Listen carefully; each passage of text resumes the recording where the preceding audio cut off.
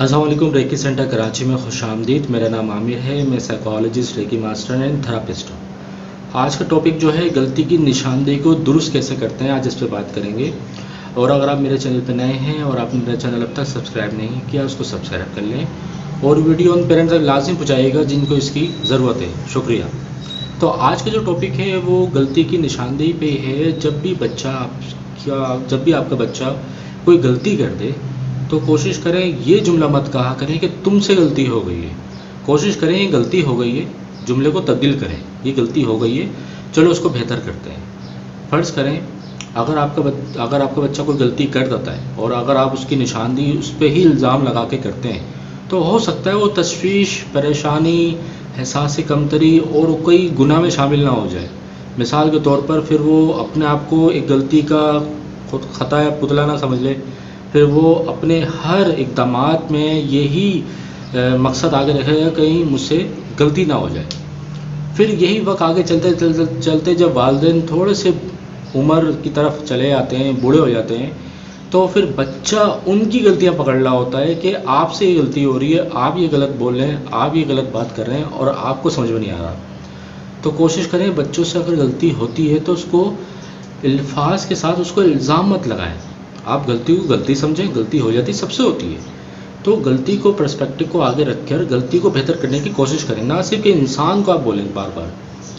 तो एक एग्जाम्पल के ज़रिए इसको समझते हैं किस तरह आप बच्चे की गलती को चेंज कर सकते हैं। फ़र्ज़ करें किसी बच्चे से चाय का कप गिर के टूट जाता है, तो कोशिश करें बच्चे को ये मत बोले तुमसे कप गिर गया, तुम्हारे हाथ टूटे हुए हैं, तुम अंधे हो, तुम्हें नज़र नहीं आता, तुम हमेशा ऐसे करते हो, तुमने पिछले साल भी कब तोड़ा था। इस तरह के जुमले खुदा के लिए ना बोलें, क्योंकि बच्चे के अंदर एहसास कमतरी और एक अजीब सी कैफियत ऐसी पैदा होती है जिसके अंदर वो हर चीज़ के अंदर हार मानने लग जाता है। कोई भी काम करने से पहले आप अपने अल्फाज तब्दील करें, उसमें ये कह सकते हैं कि कब टूट गया है तो चलो तुम्हें लगी तो नहीं, तुम तो महफूज हो और अपना ख्याल रख के वहाँ से हटो, ठीक है।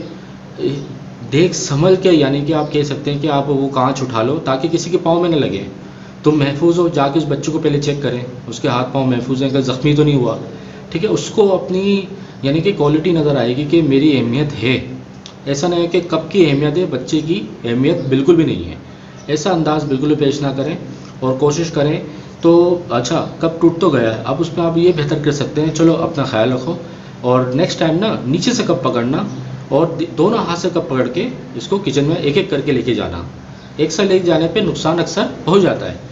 इस तरह कह के आप बच्चे की गलती को नज़रअंदाज भी कर सकते हैं और उसको बेहतर करने की तरतीब भी दे सकते हैं।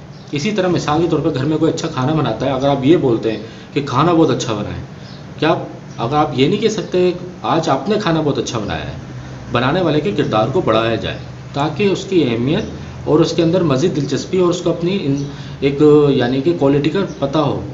तो कोशिश करेंगे गलती की निशानदेही अगर आप करें तो दुरुस्त तरीके से करें ताकि किसी बच्चे के अंदर एहसास कमतरी, तशवीश, परेशानी, अफसोस और ऐसे फेलियर डेवलप ना हो जिसकी वजह से वो आगे बढ़ने में मुश्किलात का सामना करना ना पड़े। उम्मीद करता हूँ ये टॉपिक से आपको कुछ आइडिया हुआ होगा और अगर आप किसी बच्चे की काउंसलिंग या थेरापी कराना चाहते हैं तो आप मुझसे रब्ता कर सकते हैं। मेरा नंबर स्क्रीन पर शो हो रहा होगा। शुक्रिया।